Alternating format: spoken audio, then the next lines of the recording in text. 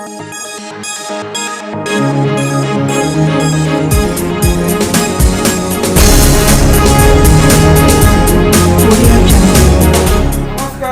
मैं पंकज राज। हमारे समक्ष आज उपस्थित हैं दानापुर के दिलीप कुमार जी, जो वार्ड नंबर 32 में उनका पड़ता है। मैं इनसे कुछ वार्तालाप करूंगा, उनके बारे में जानूंगा कि अपने जनता जनार्दन के लिए क्या किए हैं और अभी तक क्या कर रहे हैं। सर, जनता की आवाज़ न्यूज़ 24 में आपका सर स्वागत है। जनता की आवाज़ न्यूज़ 24 में बहुत धन्यवाद।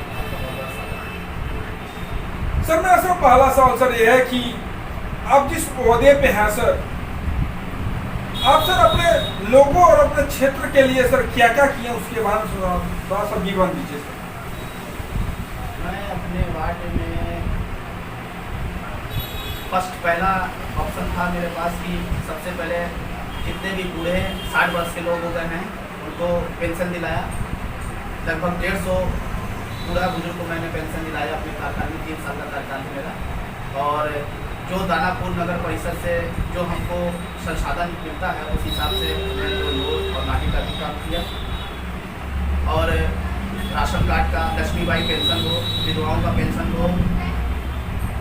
और लगभग नगर परिषद क्षेत्र में तो लाइट की तो समस्या है नहीं, लगभग सब जगह लाइट बिहार सरकार के उपलब्ध हो चुकी है, तो लाइट की कोई समस्या नहीं है। कितना सब लाइट लगा? दानापुर नगर परिषद क्षेत्र में लगभग 13,000 लाइट लग चुका है। मेरे वार्ड में 200 कुछ लाइट लगा। राशन कार्ड सर कितने अपने सर फॉर्म भरा था और कितना सर अभी बंद करा है जो पब्लिक में डिस्ट्रीब्यूट हुआ है? राशन कार्ड मेरे वार्ड में से हमने भरा था 200-250 के आसपास था। लेकिन दानापुर नगर परिषद के कारण या अनुमंडल के कारण वो 3 वार्ड आज भी राशन कार्ड से उपेक्षित हैं। उपेक्षित होने का कारण है कि दानापुर नगर परिषद को भी नहीं पता है या अनुमंडल को भी नहीं पता है, ये तो हम नहीं बता सकते कि दानापुर नगर परिषद में 3 वार्ड 30, 31, 32 अनुमंडल का अगर कोई भी साइट खोलते हैं तो ये 3 वार्ड उसमें नहीं शो करता है। दानापुर नगर परिषद से जितने भी राशन कार्ड गया अनुमंडल में एसडीओ साहब हो चाहे खाद्य आपूर्ति से कोई भी अधिकारी हो, उन्होंने वेंडर को दे दिया राशन कार्ड एंट्री करने के लिए पीडीएफ पर एंट्री करने वेंडर के पास गया तो उस वेंडर ने क्या किया कि राशन कार्ड में 5 मेंबर है या 6 मेंबर है, तो उस 6 मेंबर में से 1 मेंबर का एंट्री करता है या 2 मेंबर का एंट्री करता है, 5 मेंबर का छोड़ देता है। आज मैं अपना जो साइट है उस साइट से आधार के द्वारा मैं कुछ लोगों का अपना राशन कार्ड पता करता हूं तो उसमें दिखाता है, शो करता है कि 2 मेंबर का राशन है या 1 मेंबर का राशन कार्ड बना हुआ है। और फैमिली ग्रुप फोटो में 5 मेंबर है, 6 मेंबर है। इस कारण से गरीब लोगों को जिनको मिलना चाहिए था 5 मेंबर का राशन, वो आज 1 यूनिट या 2 यूनिट राशन उठाने के लिए मजबूर हो जाएंगे। ये इसलिए होगा कि दानापुर के पदाधिकारी हो, मैं उनकी बात नहीं कर सकता हूं क्योंकि दानापुर में अब क्या स्थिति है, उन्होंने वेंडर को तो दे दिया राशन कार्ड एंट्री करने के लिए, लेकिन वेंडर की मॉनिटरिंग नहीं की, उसकी देख रेख नहीं की कि वेंडर ठीक से कार्य कर रहा है कि नहीं कर रहा है। ये कहीं ना कहीं दानापुर अनुमंडल की गैर मतलब कि उसको कहा जाए कि अनदेखी की गई है, मतलब गैर जिम्मेवारी काम कर रहे हैं। हाँ, गैर जिम्मेवारी काम। यहाँ के जो दानापुर के एसडीओ हैं, आप लोगों ने उन पर कार्रवाई करने का मांग की या कार्रवाई अपना की? अभी दानापुर एसडीओ से हम लोगों ने अभी कोई कार्रवाई नहीं की है। मैं 3 वार्ड में अकेला पड़ जाता हूँ क्योंकि मेरे बगल में 2 पड़ोसी वार्ड है 30 और 31, उनका पूरा सहयोग हमको नहीं मिल पाता है और मुझे अकेले ही सब कुछ करना पड़ता है। इससे पहले भी मुख्यमंत्री पेंशन में भी यही स्थिति उत्पन्न हुई थी कि हमारा 3 वार्ड का पेंशन एंट्री दानापुर में नहीं हो रहा था। वो मैंने EO, Danapur SDO, BDO, Patna Sadar BDO से एक मीटिंग कराई और उसके बाद दानापुर नगर परिषद को यहाँ का आईडी दिया गया और उसके बाद मुख्यमंत्री पेंशन की यहाँ अलाउ किया गया। उसी तरह मैंने अपने पड़ोसी वार्ड पार्षदों से भी संपर्क किया कि भाई राशन कार्ड के लिए हमको एकजुट होकर जो है कि दानापुर अनुमंडल हो चाहे पटना सदर अनुमंडल हो, वहाँ चल के इस विषय पर चर्चा करनी चाहिए, लेकिन दोनों ने हमारा साथ नहीं दिया और मैं अकेला पड़ गया। इसके कारण बहुत सा दिक्कत काम आपका पेंडिंग ही चाहिए। अब सर दूसरा सवाल सर ये रहेगा कि इस बार जो बिहार विधानसभा 2020 का जो चुनाव होने वाला है, इसमें सर आपको क्या लगता है किसकी सरकार बननी चाहिए, आरजेडी या फिर एनडीए महागठबंधन? सरकार तो मेरे नज़र से एनडीए की ही बननी चाहिए, क्योंकि पिछला 15 साल सबने देखा है कि क्या होता था। और आज भी महागठबंधन ने जितने भी अपने प्रत्याशियों को टिकट दिया है, उसमें से लगता है कि अधिकतर सब बाहुबली है। और बिहार में लगभग उनका चेहरा एक कुख्यात के रूप में जाना जाता है, उन्हीं को टिकट दिया गया है। ये पिछला 15 वर्षों को रिवर्स आने का संकेत है। अभी कुछ लोगों से मैंने पूछा कि हमारे एनडीए की सरकार माननीय नीतीश कुमार जी जो बिहार में 15 साल से राज कर रहे हैं, मुख्यमंत्री का जो चेयर उनसे छूट नहीं रहा है। 5 साल तो उनका कार्य दिखा था, सारे पब्लिक बोलती है, सब बोलता है जो देखा है। 10 साल उन्होंने क्या किया? आपने जब बोला कि नहीं एनडीए की सरकार, मतलब ये एनडीए की सरकार बननी चाहिए, मुख्यमंत्री माननीय श्री नीतीश कुमार दोबारा बने, सर ऐसा सर क्यों? माननीय मुख्यमंत्री नीतीश कुमार बिहार के सीएम बने, मैंने ऐसा नहीं कहा। मैंने ये कहा कि एनडीए की सरकार बने। और एनडीए की सरकार में जरूरी नहीं है कि पिछला आने वाला चेहरा नीतीश कुमार हो सकते हैं, कोई दूसरा भी चेहरा हो सकता है। और पिछले आपने कहा कि 5 साल में कार्य किए, लेकिन 5 साल के बाद कार्य नहीं हुआ। तो कार्य तो होते गया है, लेकिन उस स्पीड में नहीं हुआ जो पहले 5 साल में हुआ था। और कार्य लगभग अभी तक हो रहा है, ऐसा नहीं है कि कार्य नहीं हो रहा है, लेकिन कुछ डिसीजन माननीय मुख्यमंत्री जी का गलत है, जो जिससे बिहार की जनता नाखुश है। जिस तरह से शराबबंदी की उन्होंने घोषणा कर दी बिहार में, मेरे नज़र से शराबबंदी बिहार में। आपने जो बोला अभी आप सर अपने बात से विमुख हो रहे हैं। मैंने पूछा कि माननीय नीतीश कुमार जी ने कौन कौन सा कार्य किया, तो आपने सर बोला कार्य तो भी चल, कौन कौन सा कार्य चल रहा है, थोड़ा बताइएगा सर जनता को। नीतीश कुमार ने अपने कार्यकाल में 7 निश्चय का कार्य शुरू किया, जो पूरी तरह से धरातल पे नहीं है, लेकिन उन्होंने घोषणा तो की 7 निश्चय की। 7 निश्चय के तहत शौचालय है, आवास है, जल हर घर नल है। तो वो नीतीश कुमार ने तो घोषणा की, वो ऊपर बैठे हुए हैं, लेकिन नीचे से वो काम धरातल पे सही से हो रहा है कि नहीं हो रहा है, इसके लिए नीतीश कुमार जिम्मेवार नहीं है। वो नीचे हमारे नीचे के स्तर के लोग और अधिकारी जिम्मेवार। मतलब आपका कहना है कि माननीय नीतीश कुमार जी जिम्मेवार नहीं है, उनके जो कार्यकर्ता है वो जिम्मेवार है। जी, नीचे के अधिकारी जिम्मेवार। तो अगर हम मानते हैं माननीय नीतीश कुमार जी अगर वो बिहार के राजा हैं, हम लोग प्रजा हैं, ठीक है, तो राजा का कर्तव्य बनता है कि अगर प्रजा ढंग से सही काम नहीं कर रही है तो राजा का कर्तव्य बनता है ना कि जाकर हम देखें क्या मतलब क्या हो रहा है मेरे पब्लिक के बीच, हम जिसको काम करने के लिए दिए हैं वो सही से काम हो रहा है कि नहीं, वो क्यों नहीं देख रहे?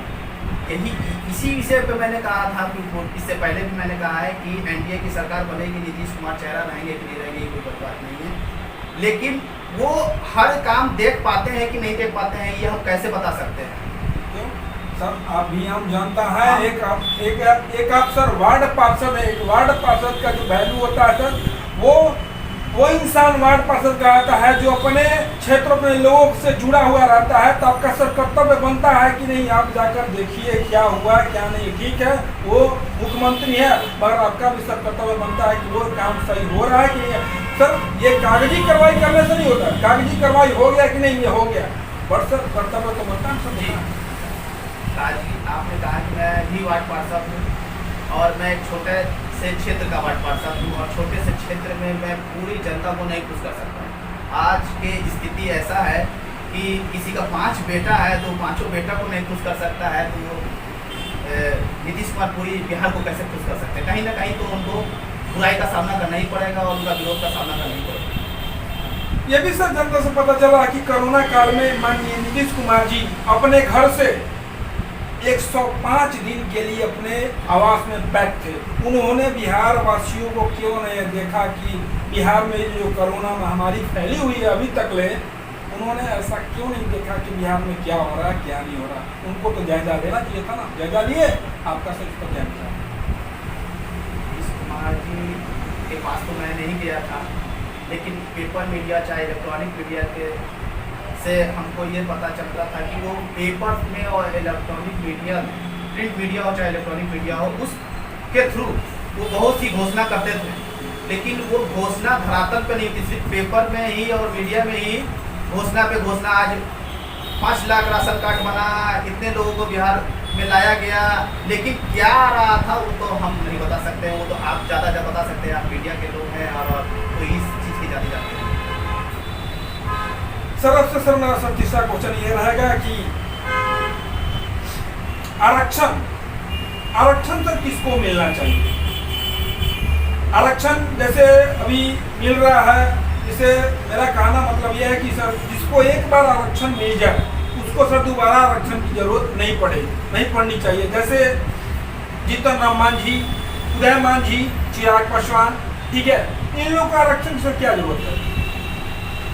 आपने सही क्वेश्चन कहा, इनको आरक्षण की कोई जरूरत नहीं है, आरक्षण उनको मिलना चाहिए। आरक्षण बना था ST/SC के लिए, जो निचले वर्षों से दबे कुचले हैं, उनके लिए आरक्षण भीमराव अम्बेडकर जी की देन है कि आरक्षण आया।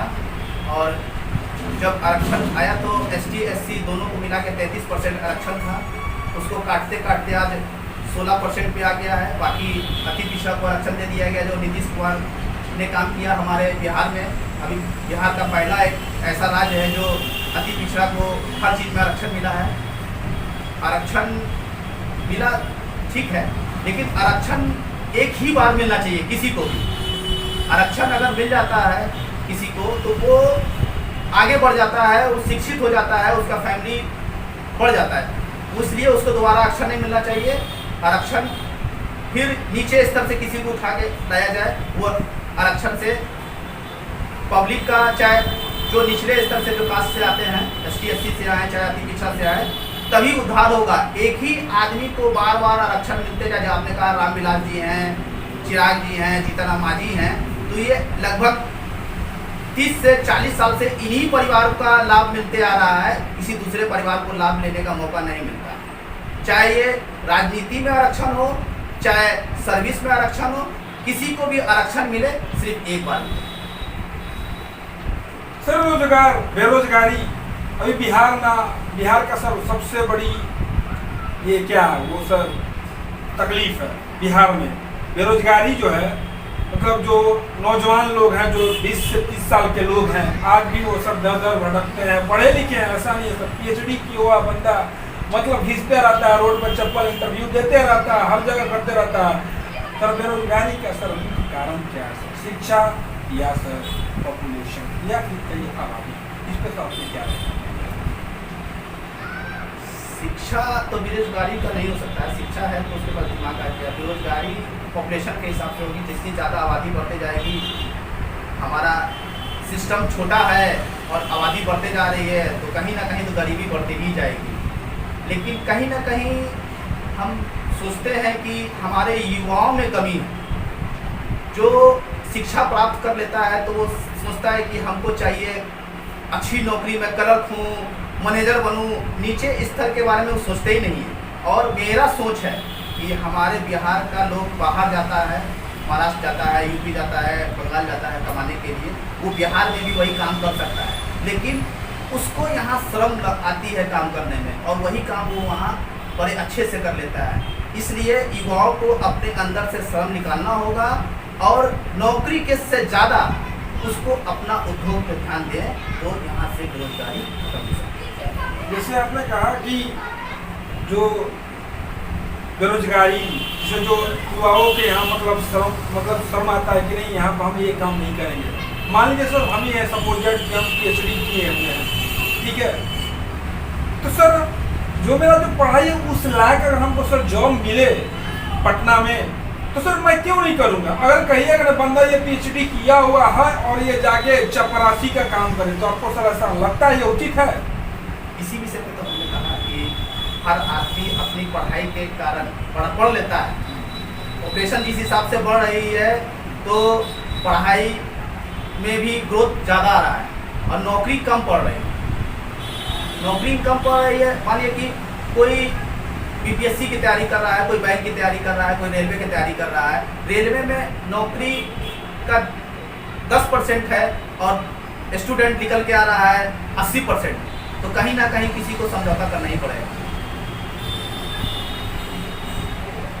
नेक्स्ट क्वेश्चन साहब से ये है मेरा कि माननीय नीतीश कुमार जी ऐसा ऐलान किए हैं कि बिहार में बेरोजगारी नहीं है। आपको सर क्या लगता है, ये सब सही बात है या फिर गलत? नीतीश कुमार जी ने कहा बिहार में बेरोजगारी नहीं है। हो सकता है कि उनका ये कहना सही हो कि उन्होंने एक बड़ा उद्योग लगा दिया है दारूबंदी के बाद। आज का युवा सबसे ज़्यादा दारू बेच रहा है, इसलिए मेरे हिसाब से उनका कहना सही है कि बेरोजगारी नहीं है। नेक्स्ट क्वेश्चन साहब से यह है कि माननीय नीतीश कुमार जी ने एक बहुत ही लेटेस्ट स्टेटमेंट दिया है कि जो गरीब स्तर के लोग हैं, जो अति पिछड़े, जो ST SC, उनके घर में किसी की मर्डर हो जाती है, हत्या हो जाती है, तो उनको सरकारी नौकरी मुहैया कराई जाएगी। सर मेरा सब पूछना आपसे सर यह है कि जो ST SC के लोग में अगर किसी की हत्या हो जाती है, मर्डर हो जाती है, तो उनको सर सरकारी मुहैया, वो सही बात है, बट सर जीते जी सब नौकरी क्यों नहीं दे पा रहे हैं? वो मरने के बाद ही सर ऐसा क्यों बोले नहीं हम मरने के बाद ही सर सरकारी नौकरी देंगे? इसमें सर आपको क्या लगता है सर, जो बिहार का जो सर क्राइम रेट है वो सर घटेगा या सर भी बढ़ेगा, या सर अराजकता बढ़ेगी या सर भी घटेगा? आपका सर क्या राय है? इससे अराजकता बढ़ेगी और अपराध भी बढ़ेगा। अब नीतीश कुमार जी के बारे में हम क्या बोल रहे हैं, तो भाई नीतीश कुमार हमारे मुख्यमंत्री हैं, हमको तो लगता है वो सत्याग है। अभी आपने बोला सटिया गए हैं, वो सारा जनता बोल रही है कि वो सटिया गए हैं, उनका दिमाग काम नहीं कर रहा है, क्योंकि वो 15 साल जो राज किए हैं कुर्सी पे, उनके अंदर हम आ गया है कि मेरे अलावा और इस कुर्सी पर कोई बैठेगा नहीं। सर लास्ट क्वेश्चन सर ये है मेरा, माननीय नीतीश कुमार जी ने या सभी नेताओं या सभी विधायक या सभी पार्षद या सभी मुखियाओं का ये बहुत बड़ा हथियार है, जिसको बोलते हैं सुदर्शन चक्र, कि गरीबी मिटाओ। आपको सर क्या लगता है कि बिहार से सर गरीबी मिट रही है या सर फिर गरीबों को मिटाया जा रहा है? बिहार से गरीबी मिट नहीं रही है, गरीबी को मिटाया जा रहा है। आपने बार बार यही एक बार भी फिर पूछा था नीतीश कुमार के बारे में। गरीबी कभी मिट नहीं सकती है, किसी की भी सरकार हो, चाहे वो नीतीश कुमार की सरकार हो चाहे किसी की सरकार हो। गरीबी कभी, अगर जब गरीब खत्म हो जाएगा तो सब अमीर हो जाएगा, तो काम कौन करेगा? सर ये नहीं कह रहे हैं, ठीक है गरीबी नहीं मिटेगी, मगर कुछ हद तक तो कम हो सकती है ना? हाँ, हद तक कम हो सकती है। उसके लिए माननीय मुख्यमंत्री जी को चाहिए कि हमारे बिहार में गरीब कोई भूखा ना मरे, कोई भूखा ना मरे, प्यासा ना मरे, किसी के घर के छत ना हो। इसलिए भी नीतीश कुमार ने जो 7 निश्चय योजना चालू की थी, उनकी सोच अच्छी थी, लेकिन उस सोच के तहत वो काम नहीं हो पाया, इसलिए गरीबी बरकरार है। सर मेरा कहना आपसे यह है कि जो गरीब स्तर के लोग हैं, जो आज सर खाते हैं कल के लिए सोचते हैं कि हम कल क्या खाएंगे, उनके लिए माननीय नीतीश कुमार जी ने क्या किया? नीतीश कुमार जी क्या कर सकते हैं? जो आज कमाएंगे और कल खाएंगे, ये तो उनको स्वयं सोचना है कि हम कल कैसे कमाएंगे। अगर आज कमाते हैं और आज ही दारू पी जाते हैं, खा जाते हैं, तो फिर आज पी लिए हैं और कल सुध गए, तो कल तो भूखे न रह जाएंगे। इसमें नीतीश कुमार जी की गलती नहीं है, वो स्वयं गरीब की गलती है। गरीब को चाहिए कि वो अपने आप को ढाले उस स्थिति में कि मैं आज खा रहा हूँ और कल भी कैसे खाऊं, क्योंकि गरीब ज़्यादातर दारू पीने और मांस मछली खाने में ही ज़्यादा ध्यान देता है, इसलिए वो गरीब है। आपने सुना सर का जो स्टेटमेंट था, सर ने ऐसा बोला कि ये जो भी कार्य किए हैं, नल जल गली योजना, राशन कार्ड, लाइट, रोड, इनके कार्य से पब्लिक संतुष्ट है। सर ये भी बोले कि बिहार में जो है अफसरशाही कुछ हद तक बढ़ गई है, कि कोई भी आप कार्य करने के लिए जाइए तो वो कार्य सक्सेस नहीं होता है। एक काम के लिए आप कम से कम 50 बार जाइए तो हो सकता है दया है तो करता है। और बेरोजगारी की तो बात ही अलग है कि बेरोजगारी माननीय नीतीश कुमार जी सही बोले कि हाँ रोजगार तो दिए हैं गरीबों को, जो नौजवान युवक हैं उनको शराब बिक रहा खुलेआम, सारी मतलब कहने के लिए है कागजी कार्रवाई हुआ है कि नहीं ये शराब बंदी है, मगर ये कागजी कार्रवाई तक ही स्थगित है, उसके आगे और कोई कार्रवाई नहीं है। शराब तो हर गली हर चौराहे हर मोहल्ले में बिकती है, वो भी खुलेआम, और गाना गाता है कि मुझे पीने का गम नहीं, ऐसा है हमारे माननीय मुख्यमंत्री जी का सरकार। मैं जनता से यही अनुरोध करता हूँ, चाहे जो भी विधायक हो, चाहे ये भी वार्ड पार्षद या मुखिया हो, आप उनको चुनिए जो बिहार के लिए कुछ करें, कुछ सोचे, तो बिहार का नक्शा बदलें, बेरोजगारी को दूर करें, वैसे इंसान को आप चुनिए। बस यही मैं कह सकता हूँ। जनता के बारे में बात करने के संबंध में धन्यवाद।